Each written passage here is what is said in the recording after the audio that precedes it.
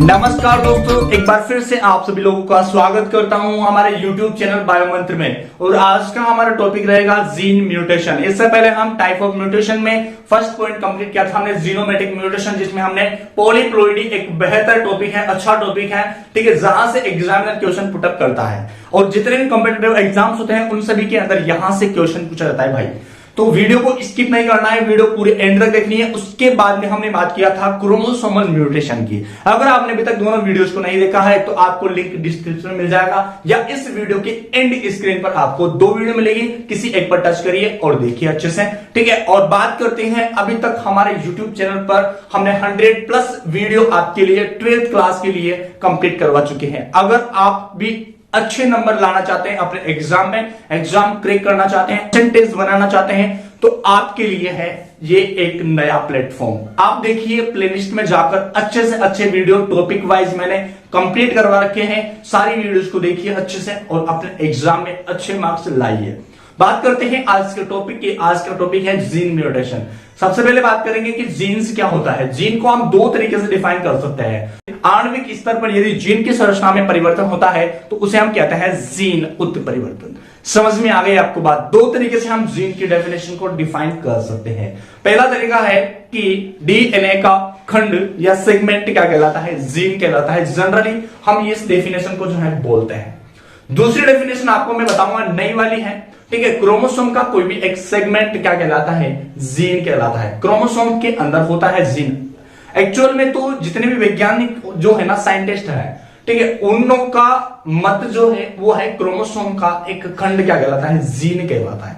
ध्यान से सुनिएगा, यहां पर हम जीन म्यूटेशन की बात कर रहे हैं। चलिए स्टार्ट करते हैं आज की इस इंटरेस्टिंग वीडियो को। स्टार्ट करने से पहले अगर आपने अभी तक वीडियो को लाइक नहीं किया है तो लाइक कर दीजिए, कमेंट नहीं किया है तो कमेंट कर दीजिए, शेयर नहीं किया है तो शेयर कर दीजिए और चैनल को सब्सक्राइब भी कर दीजिए। तो चलिए बात करते हैं जीन म्यूटेशन। तो सबसे पहले यहां पर हमारे पास में जीन म्यूटेशन आता है और जीन म्यूटेशन में हम समझने वाले हैं एक बेहतरीन तरीके से सारी चीजों को मैं कंप्लीट करूंगा आपके सामने। यहां पर अच्छे से पूरा फोकस बोर्ड के ऊपर होना चाहिए। जीन म्यूटेशन क्या होता है, सबसे पहले इसको लिख लो। आणविक स्तर पर जीन की संरचना में परिवर्तन क्या कहलाता है, जीन म्यूटेशन कहलाता है। किस स्तर पर, आणविक स्तर पर। आणविक स्तर पर जीन संरचना में क्या होना, परिवर्तन होना। परिवर्तन होना क्या कहलाता है, तो जीन उत्परिवर्तन कहलाता है, ठीक है। दूसरी चीज हम बात करते हैं यहां पर कि डीएनए का क्या है, जीन क्या है, डीएनए का खंड है या हम कह दें सेगमेंट है। जीन क्या है, डीएनए का एक खंड है या सेगमेंट है। दूसरी डेफिनेशन मैंने आपको बताई दी है, ठीक है। दूसरी बात करें हम यहां पर जीन के संदर्भ में, तो दो प्रकार की जीन्स हमारे पास में प्रेजेंट होते हैं। एक होती है स्थिर जीन और दूसरी होती है अस्थिर जीन, स्टेबल और अनस्टेबल। अब ये क्या है कि सर ये नई चीज क्या है भाई, ध्यान से सुनना। पहली बात हम बात करेंगे यहां पर स्थिर जीन की। स्थिर जीन क्या होती है भाई, स्टेबल जीन होती है, ठीक है। स्टेबल जीन क्या होती है, समझिएगा ध्यान से। स्थिर जीन जो होती है ये स्थायी होती है, ठीक है, स्टेबल होती है, इसमें कोई किसी प्रकार का परिवर्तन नहीं होता है, ठीक है। दूसरी चीज हम बात करते हैं यहां पर स्थिर जीन के अंदर क्या क्या हो सकता है। इसकी जो आवृत्ति होती है, फ्रीक्वेंसी होती है, वो क्या होती है, बहुत कम होती है। क्या होती है, कम होती है भाई। दूसरे नंबर पर हम बात करें अस्थिर जीन की। किसकी बात करें, अस्थिर जीन की। इसके अंदर परिवर्तन होते रहते हैं, ठीक है। अनस्टेबल जीन इसको हम बोलते हैं, अनस्टेबल जीन। ध्यान से समझिएगा, इसकी आवृत्ति क्या होती है, ज्यादा होती है, अधिक होती है, ठीक है। आवृत्ति कैसी होती है भाई, ज्यादा होती है। अरे लाड़ा, समझ में नहीं आई क्या बात। हाँ सर, आगे आगे चलो आगे चलते हैं। हम समझते हैं यहां पर डीएनए के स्ट्रक्चर के बारे में। डीएनए की संरचना को समझेंगे तो अच्छे से हमें जीन म्यूटेशन समझ में आएगा, क्योंकि डीएनए के अंदर जो न्यूक्लियोटाइड्स होते हैं वो 3 प्रकार की संरचनाओं से मिलकर बने होते हैं। आपने जरूर से नाम सुने होंगे, नहीं सुने, चलो मैं बताता हूं आपको, सुने होंगे, ठीक है। यहां पर ध्यान से समझिएगा, आपने स्ट्रक्चर तो देखी रखी होगी, ठीक है। डीएनए नाम सुन रखा है अच्छे से। ये मैं यहां पर आपको डीएनए की संरचना थोड़ा सा ड्रॉ करके बताना है भाई। चलो ये बन गई भाई डीएनए की स्ट्रक्चर। इसके अंदर न्यूक्लियोटाइड प्रेजेंट होते हैं भाई, नाइट्रोजन सारे प्रेजेंट होते हैं और न्यूक्लियोटाइड हम कह सकते हैं इस तरीके से न्यूक्लियोटाइड प्रेजेंट होते हैं, ठीक है। ये जो है 5 डेज से 3 डेज और 3 डेज से 5 डेज 2 सिरे होते हैं इसके अंदर, डबल स्ट्रैंडेड इसीलिए हम बोलते हैं इसको। ठीक है, तो यहां से समझेगा, ध्यान से अच्छी तरीके से समझे हम। तो इसके अंदर न्यूक्लियोटाइड प्रेजेंट होते हैं। क्या होते हैं? न्यूक्लियोटाइड प्रेजेंट होते हैं, न्यूक्लियोटाइड। ठीक है, अब ये जो न्यूक्लियोटाइड होते हैं ये 3 संरचनाओं से मिलकर बने होते हैं। कितनी संरचनाओं से? 3 संरचनाओं से। पहली संरचना आपके सामने आएगी यहां पर नाइट्रोजनी सारक। सारी संरचनाएं समझेंगे हम, नाइट्रोजनी सारक। ठीक है, दूसरी संरचना क्या है भाई? पहली संरचना तो नाइट्रोजनी सारक हो गई, ठीक है ना। दूसरी संरचना क्या है? यहां से ध्यान से समझेगा, फॉस्फेट। क्या हो गया? फॉस्फेट समूह। फॉस्फेट समूह होता है PO4 जो है ये समूह होता है इसके अंदर। और तीसरी संरचना आपके पास में आ जाती है यहां से पेंटोज शर्करा। क्या जाती है? पेंटोज शर्करा। ध्यान से समझेगा बात को, अच्छे से समझो। यहां पर नाइट्रोजनी सारक 4 प्रकार के होते हैं और ये 4 प्रकार के नाइट्रोजनी सारक 3 के ग्रुप में होकर क्या बनाते हैं? कोडोन बनाते हैं भाई। क्या बनाते हैं? कोडोन बनाते हैं। ठीक है, और इन्हीं को हम बोलते हैं नाइट्रोजन न्यूक्लियोटाइड। तीनों मिलकर किसको बनाते हैं? न्यूक्लियोटाइड को मिलकर बनाते हैं। ठीक है, बात करें यहां पर जो नाइट्रोजनी सारक प्रेजेंट होते हैं वो किस बॉन्ड के द्वारा जुड़े होते हैं? एक ये क्वेश्चन बन जाता है। तो ये हाइड्रोजन बॉन्ड के द्वारा जुड़े होते हैं। बात को याद रखना भाई, मैं सारे के सारे जितने भी की पॉइंट है ये एग्जाम में आ चुके हैं, उन्हीं की पॉइंट को मैं यहां पे ले रहा हूं। ठीक है, डीएनए नहीं पढ़ा था, जीन म्यूटेशन पे चलेंगे अपन। पहला बेसिक यहां पर समझ लो अच्छे से। ठीक है, नाइट्रोजनी सारक 4 प्रकार के होते हैं। कौन कौन से होते हैं भाई? तो ध्यान रखना, A, G और T और C, ये 4 प्रकार के हो गए भाई। ये भी 2 प्रकार से हो सकते हैं। कितने प्रकार से हो सकते हैं? 2 प्रकार से होते हैं। पहला है प्यूरिन और ये दूसरा है कौन सा? पिरिमिडीन। पिरिमिडीन ध्यान से समझना अच्छे से। ये है AG और ये है TC, लेकिन ये डीएनए के अंदर इस तरीके से जो है नाइट्रोजनी सारक पाए जाते हैं। आरएनए के अंदर थोड़ा सा पिरिमिडीन की संरचना में चेंजेस आ जाता है। टी की जगह पे यूरेसिल आ जाता है, एडेनिन, गुआनिन, थायमिन, साइटोसिन। ठीक है, लेकिन आरएनए में यूरेसिल आ जाता है, इसको कोई काम नहीं है अभी। ठीक है, इसको हटाओ। यहां पर हम समझते हैं, देखो ए जो है टी के साथ जुड़ेगा, मतलब एक प्यूरिन पिरिमिडिन के साथ जुड़ेगा, एक प्यूरिन पिरिमिडिन के साथ जुड़ेगा। जी जो है वो सी के साथ बॉन्ड बनाएगा। ठीक है, यहां तक समझ में आ गया आपको बात।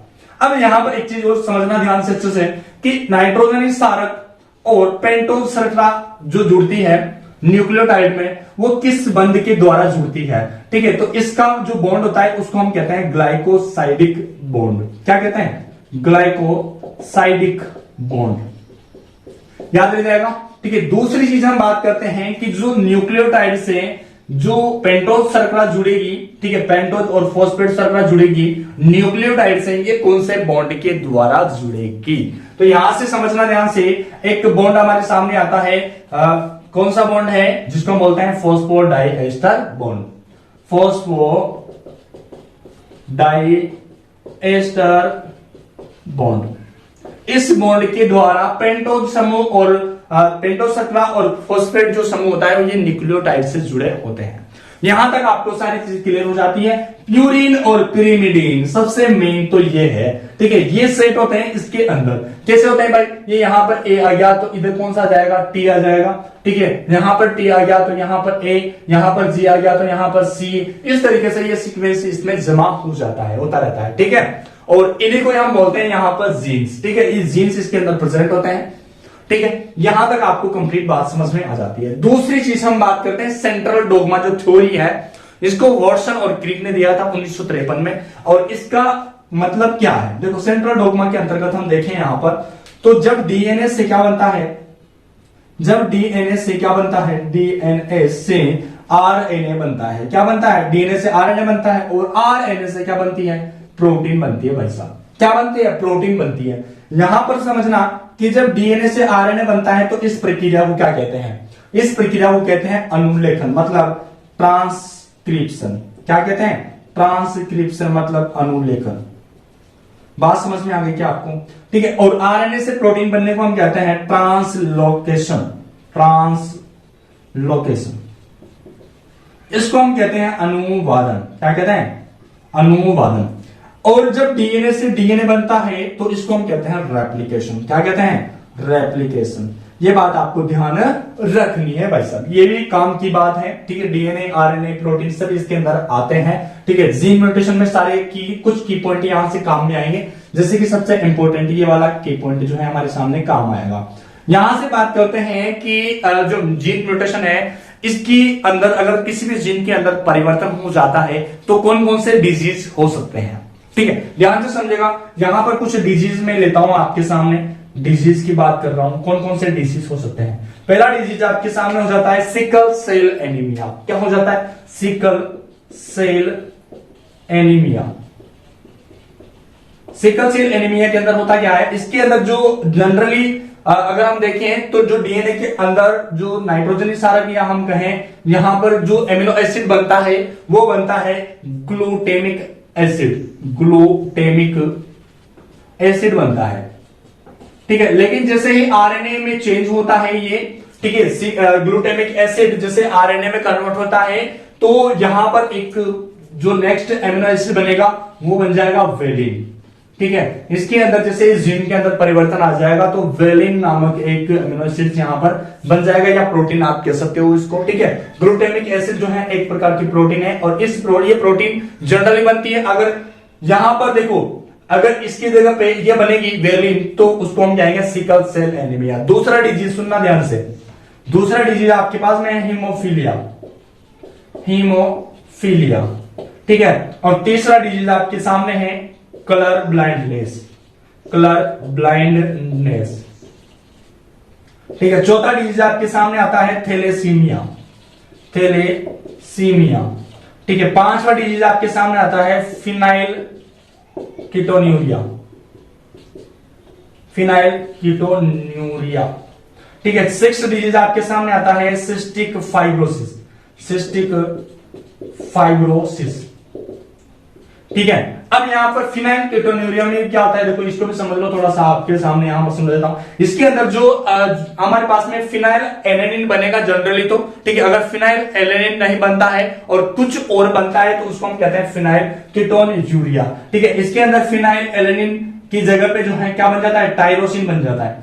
टायरोसिन बन जाता है, ठीक है। क्या बन जाता है, फिनाइल एलेनिन की जगह पे टायरोसिन बन जाता है और इसकी वजह से मानसिक जो दुर्बलता है, जैसे पागल होना, ठीक है, हरकतें करने लग जाता है, तो उसको हम बोलते हैं यहां पर उसके अंदर एक डिजीज हो सकता है फिनाइल कीटोन्यूरिया।